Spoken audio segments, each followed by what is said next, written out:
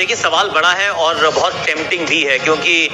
ईशान किशन अगर खेलते हैं तो वहाँ वो ज़रूर एक विकेट कीपर बैटर के रूप में खेलते हैं, लेफ्ट हैंडर हैं। आपके पास यशस्वी बाहर बैठे हैं जो कि एक लेफ्ट हैंडर है, ओपन कर सकते हैं, और संजू के रूप में एक और कीपर आपके पास उपलब्ध है। तो सोच तो है ज़रूर, लेकिन मेरा अभी भी ये मानना है कि अगर आपने किसी को पहला मैच खिलाया तो कम से कम आप उनको 3 मुकाबले दीजिए, ताकि you can make a decision कि अब मैं इनकी तरफ जा रहा हूँ या मैं उनसे मुंह मोड़ रहा हूँ। अगर 2 की बात करते हैं तो मुझे लगता है कि एक मैच कम है, तो एक और मैच के लिए मैं तो ओपनिंग जो पेयर है, जो जोड़ी है, उसको नहीं बदलूंगा।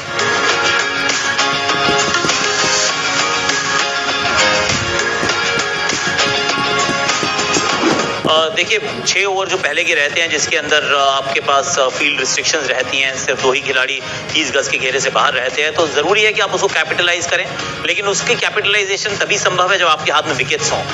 तो ऐसा नहीं है कि पहले ओवर में भारत विकेट गंवा देता है, पहले 2 ओवर तो खेल रहे हैं, बड़ा संभल कर खेल रहे हैं, लेकिन अगर पावर प्ले को आप 2 भागों में बांटें तो second half of that power play आपको एक्सेलरेट करना है। वो 10-10 रन वाले 3 ओवर आते हैं तो सडनली आप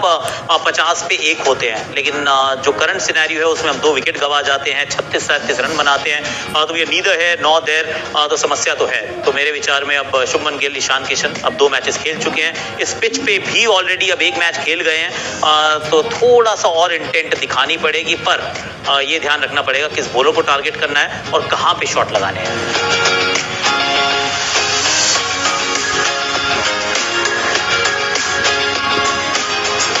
देखिए 2 मुकाबले अब हारे जरूर है, पर अभी भी सीरीज जो है वो जीवित है, 3 मुकाबले लगातार जीते जा सकते हैं। 2 मुकाबले अगर पहले देखें तो एक आप 4 रन से हार जाते हैं, दूसरा आप 2 विकेट से हारते हैं, दोनों बहुत ही क्लोज मुकाबले रहते हैं, तो यू नेवर से नेवर और never give up also.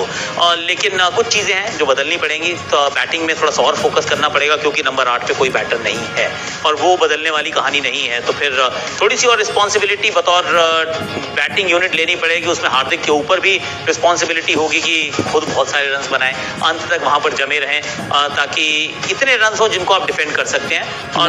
Bowling में मैं थोड़ा सा हैरान हूँ एक्चुअली कि अक्षर पटेल का इस्तेमाल ही नहीं हो रहा है, क्योंकि अगर लेफ्ट आर्म स्पिनर आप खिलाते हैं और ये सोचते हैं कि लेफ्टी के सामने नहीं डालेगा, तो शुरू में काइल मेयर्स मिलेंगे, फिर निकोलस पूरन मिलेंगे, बाद में शिमरन हेटमायर आएंगे और उसके बाद आएंगे अकील हुसैन, तो फिर तो आप उनको मैच खिला ही नहीं सकते। तो अक्षर पटेल का बेहतर इस्तेमाल किया जा सकता है गेंदबाजों को। जैसे पिछले मैच में गलती हुई कि यूजी चहल का आपने 16 ओवर करवाया, उन्होंने आपको मैच वापस